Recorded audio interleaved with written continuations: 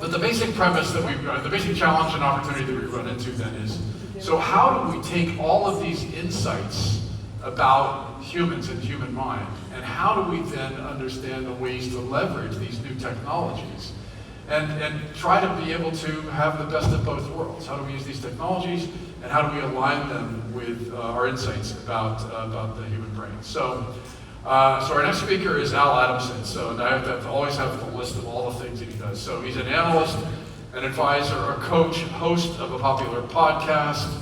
He's a former executive from Charles Schwab, Ernst & Young, Gap, IBM Connexa, and he's the founder of the Future of Work problem. And Al is a frequent guest in the AI stage. And what he does is he's really one of the best people possible to be able to help us understand what is that marriage? How do we leverage these insights about the human mind and all of the ways that we're leveraging artificial intelligence technologies? And the goal that I hope he'll help us to understand is how we can help both humans and organizations to continually grow. So please welcome Al. Thanks, Dad. Appreciate it. Thank you. I didn't click for you, so here. Is that?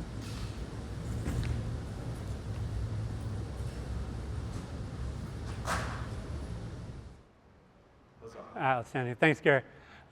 Everyone hear me all right?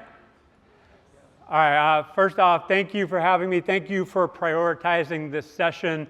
I'm Al Adamsen, and as Gary shared, I've had the great pleasure of being a practitioner, a technologist, and also a consultant advisor over the last 30 years of my career.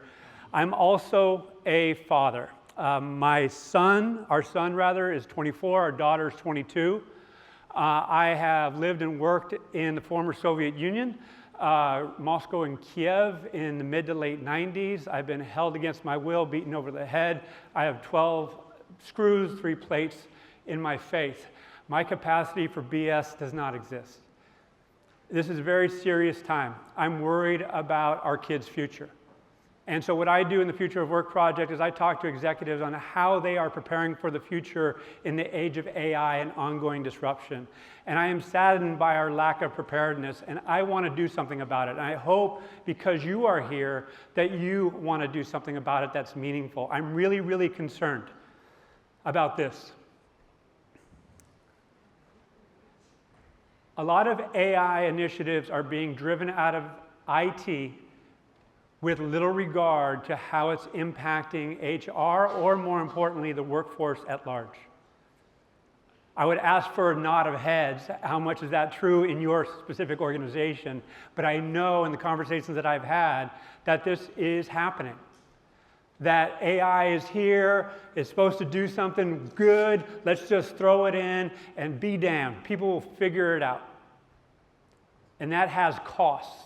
That has real costs, not only to the people within the workforce, but the organization itself and its shareholders. And we're going to talk about what to do, because there's going to be a lot of great sessions over the next couple of days. And a lot of them are going to be from very prominent, well-established companies, some of which have resources beyond what you might have in your organizations. There is a way to approach this, and unsurprisingly, it's people-centric. So let's talk about it. By the way, I'm going to go super, super fast. And this is going to be uncomfortably fast. So here we go. So if you've heard me present before, I cite this almost every time. The beginning of wisdom is to call things by their right names. When we talk about AI, when we talk about workforce planning, people analytics, all these things, are we talking the same language? Do we really understand what we're talking about? So at the outset, I'm going to define some terms. I'm going to share what's happening in the world. I'm going to ask you some questions. I'm going to offer some ideas, and then we're going to wrap. By the way, there's going to be a QR code at the end. All these slides will be available to you. I'm not going to ask for your name or email. You just download it straight away. So don't have any reservation if you want to take photos. By the way, this is Confucius, roughly 2,500 years ago. Okay. So first off, defining. Who are you? If you're in HR, you're serving a customer. And having been an analyst inside the organization, I created insight that I thought carried the day. I mean, the R-squared, the scatter plots, all this stuff was fantastic, but I was operating under the assumption that that asset, that deliverable, that insight would go to the decision makers as is and carry the day in terms of setting priorities. The logical outcome was there. Unfortunately, the world doesn't operate that way. I work with a host of behavioral psychologists and decision scientists, and in the work myself, I see that leaders are making decisions not based on the evidence. Not only did I grow up in the age of evidence-based decision-making and drinking that Kool-Aid, I started making the Kool-Aid. But what's happening, if you are aware of Jeffrey Pfeffer out of Stanford University and the knowing-doing gap, oftentimes we know what to do, but we are not doing what the insight suggests that we should. So just to wrap this up, if we are suppliers of information, sometimes we go with that partner to the end customer. Sometimes increasingly we're generating dashboards and assets and increasingly training AI that's going to that end customer. Are we aware of that experience? So let's define AI. What is AI? Artificial intelligence. But you likely know at the outset of this journey back in the 50s, there was a debate on whether or not it should be augmented intelligence versus artificial intelligence. You know which one won the day. Now we're talking about agentic AI. I'm not going to have a bunch of definitions on agentic AI, but I'm going to talk about how we can prepare for that eventuality and actually what's happening in organizations. AGI, artificial general intelligence, is imminent. Is it going to happen next year? Is it going to happen 7 years? Where these bots have agency to take decisions themselves and move and flourish, which is scary but awesome. So this last one I find to be really interesting. So who has read Yuval Noah Harari's book, Nexus? So if you haven't, I'm going to reference it later. He talks about this being alien intelligence. We talk about aliens that come from outer space, but we've generated something that we are not going to have control over. It's operating as an alien. And I don't say this to be cute. I say it as in my belief, a healthy mindset for what we're dealing with. We're going to have relationships with these things. In many cases, we already do. ChatGPT the other day asked me how I felt about something. I'm like, no, that's not the type of relationship we have here. You know, so setting boundaries is going to be very, very important, particularly for our mental health and well-being. So what the heck does human fit? You're in here, okay, this was in the program, it sounded good, psychology, all this stuff. What the heck does that mean? Well, let's define it. For me, it's based on three things. After the basics, we as human beings want to be seen. We want to be heard, and we want to be empowered. We don't want to be invisible, we don't want to be ignored, and oftentimes we don't want to be told what to do. We want to elicit our agency to go and bring our greatness to the world. But I said after the basics, okay, so how do you make people feel seen, heard, and empowered? Through what I call OQIs, observations, questions, and ideas. So observations, shrink the inner critic, elevate the compassionate witness. Questions, stay in that growth mindset, affirmative inquiry, compassionate curiosity, then offer ideas to people. I wrote an article years ago called Feedback is Garbage, which is separate from this talk, but you get the idea that we need to be seen, we need to be honored. But I mentioned before the basics. So this is my colleague Aaron Ito and Shauna Waters of Fractional Insights, their latest research on workforce angst that shows that these basics reside in security, growth, and significance. And obviously, with the angst that exists around our livelihoods, our jobs, is AI going to take the job? Am I learning AI fast enough to keep my job? So how do we as employers, how do we as HR deal with this? So you can see here very briefly, engagement correlates with low angst. And if high angst, there's going to be lower engagement. So this is worth addressing, but are we? We're still talking about old constructs like engagement, and it's not carrying the day. We have to elicit the input of the workers more frequently and more meaningfully. So what do we do? And I'm going to accelerate here. So you have those three. We need to communicate, reward, and involve. And if we do that, we can get this human fit, and we do it through human-centered design. So what the heck is human-centered design? And again, I'm going to go quickly in the interest of time because I want to leave room for questions at the end. Human-centered design for me is a continuous process of designing and governing. And I'm not going to read the whole slide to you. That second one, I'm liking that this session is right after the previous one because those three did a really good job of setting the stage around the importance of governance. I spend a lot of my time, and the very nature of the Future of Work project is who is making decisions at what frequency, what information are they consuming, for what purpose, and trying to figure out how cross-functional governance bodies can operate more effectively. And finally, oops, I pressed the wrong button. And why this matters?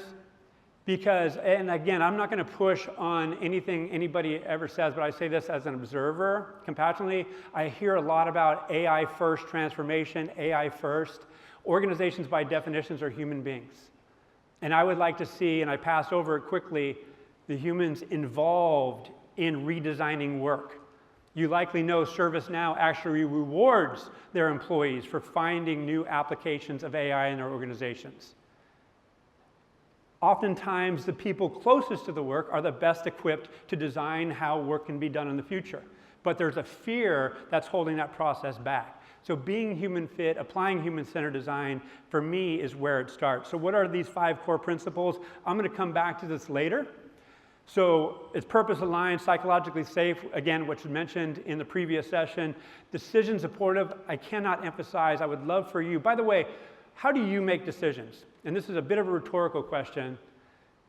What's the number one influencing your brain to make a decision? And this is true of those that you're serving in your organization as well. What's the number one factor? Past experience is correct. Thank you for asking. What's number 2?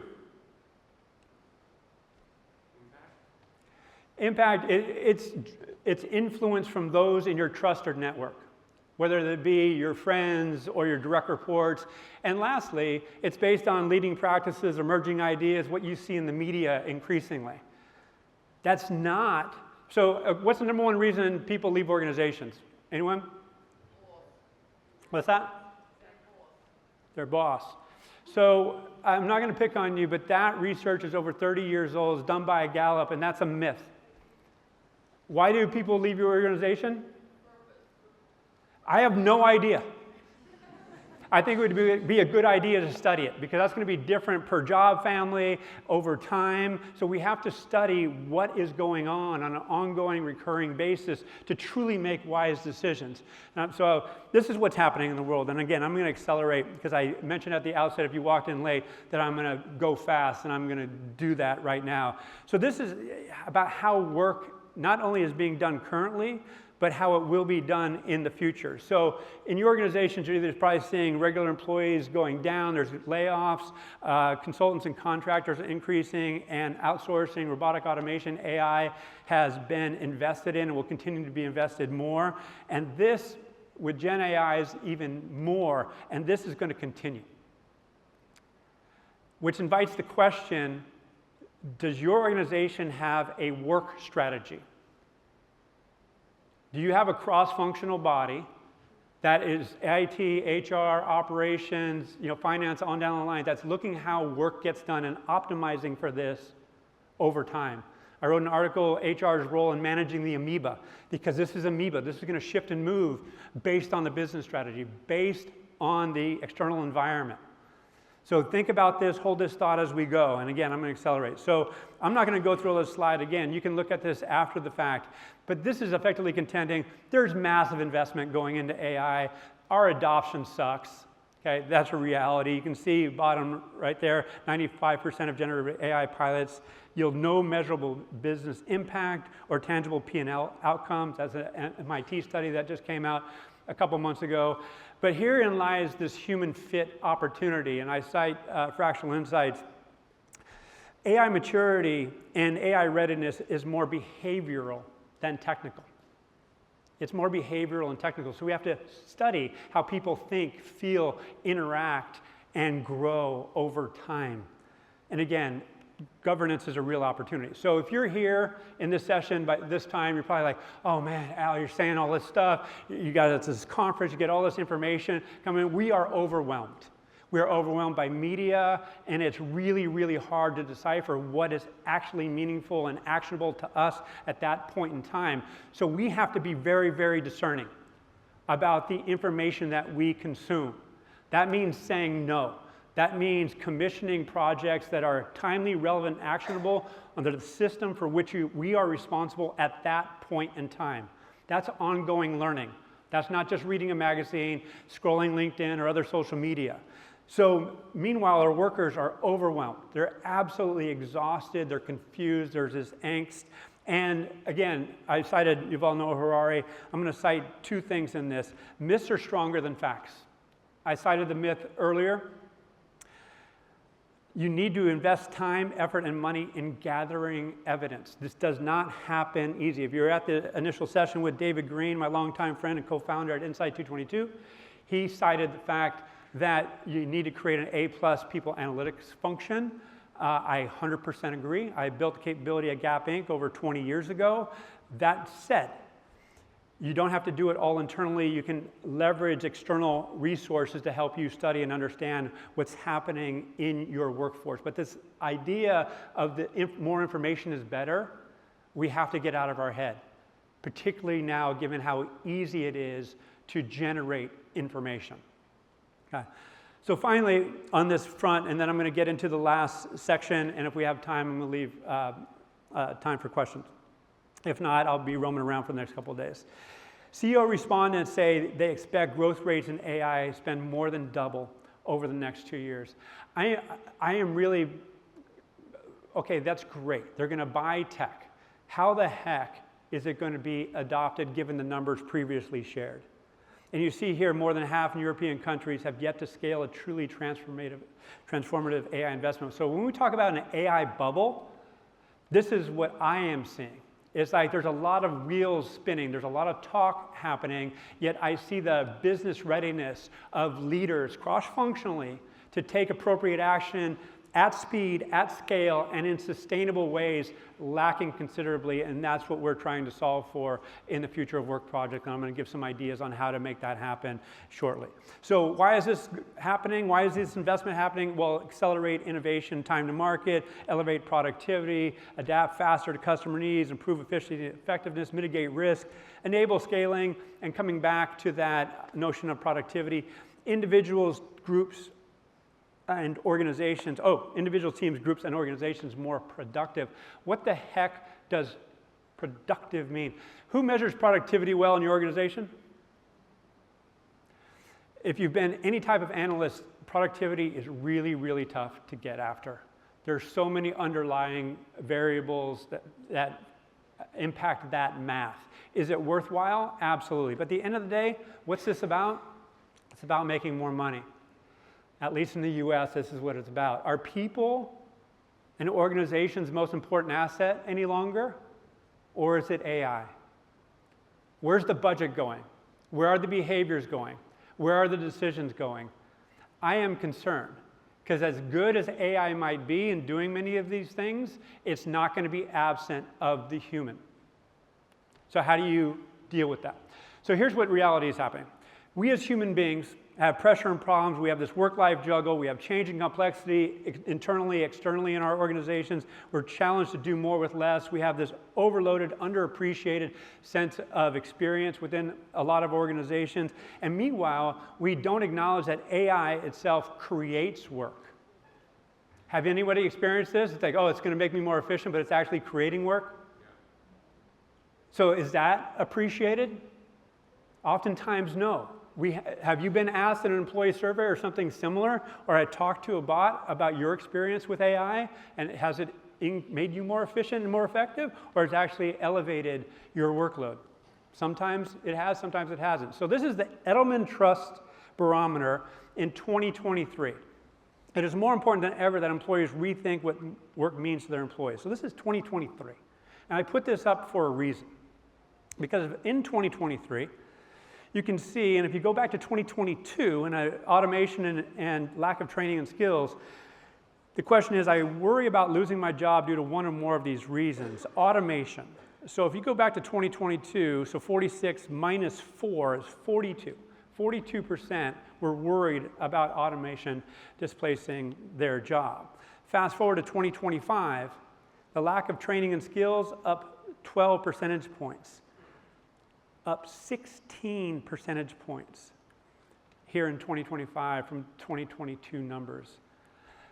So when we talk about angst, when we talk about worry, are we acknowledging this, and are we crafting our communications? Are we involving employees? Are we rewarding employees, putting the incentives in the right place for them to use AI? I know the answer. We're not doing a good job, and here's what we can start doing. So here's the CHRO experience. They have a bunch of influences. They got a bunch of things going on. They got a bunch of departments, a bunch of people trying to get their initiative. Right now, there's pressure from the boards and other senior leaders that we need an AI adoption strategy, we need AI transformation. I don't care what anybody else says, we just need to do it. Great, that's not a recipe for success.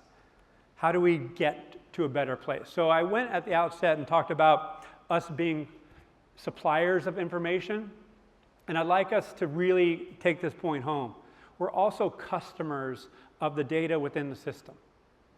And what we need to do better in HR is get in front of this. That means partnering with IT and actually making the decisions on what systems and processes are improved. So having sat in the seat before and done people analytics and workforce planning, I've been challenged with making magic out of data that was grossly ill-equipped to answer the questions leaders wanted or need to know. So we need to be more systemic in our thinking. Systematic or systemic, I do not know, circle the right word, in our thinking and get ahead of the process. Does this resonate with you all?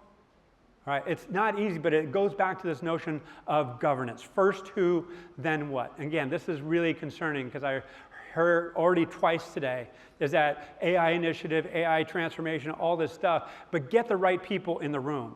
What's the lens, the framework, the decision-making processes that give leaders aligned clarity, consistency, and confidence over time? What are the tools? Maturity diagnostic, the noise, good information is not easy to create. It takes time and energy to consume and consider as well. So it's not only about commissioning the work, it's about making sure there's time and space to consider it. And finally, create the space and time, involve, learn, and adapt. And there's unpack this. So this is the AWARE framework. This is something that I created for collaborative decision making based on leading science and decision making. This is a framework. I'm not selling it to you. It's similar to the RACI model, but there's other differences. There's a host of models. Whatever you have, if you're doing cross-functional governance effectively, you have an aligned framework by which you're thinking about the problem. This is current state, future state, gap analysis, making decisions. There's reflection, there's embodied, there's letting things go, there's committing. So there's just different elements of it. So in terms of a diagnostic, again, I want to highlight my partners at Fractional Insights, Shauna Waters and Aaron Etaw, human-centric AI maturity diagnostic, the 3 pillars, strategy, systems, and support. Okay, I know this is an eye chart, but if you go scan the QR code, you can go see it in fuller detail, and Aaron will be talking tomorrow about this and related. But whether it be this diagnostic or others, having a means in which to measure what the heck is going on. Just having an engagement survey over there, having other measures floating around the organization is not a winnable strategy because this is a systematic challenge. So finally, as I start to wrap, how to make AI transformation human fit. This is the wheel from before: purpose-aligned, psychologically safe, decision-supportive, adaptive and transparent, and measurably beneficial not only for the organization, but for the individuals, teams, and groups. In another presentation, I talked about the dimensionality of change. Where does change happen? Does it happen at executive levels? Does it happen at function levels? Does it happen at team levels? Does it happen at individual levels? So being mindful of this and making sure you have appropriate measures. At the end of the day, the human fit promise is this. When leaders consciously design, even if it's imperfect, perfection is not a thing. It is just not a thing in this work. We're talking about human behavior at scale. We humans are not predictable.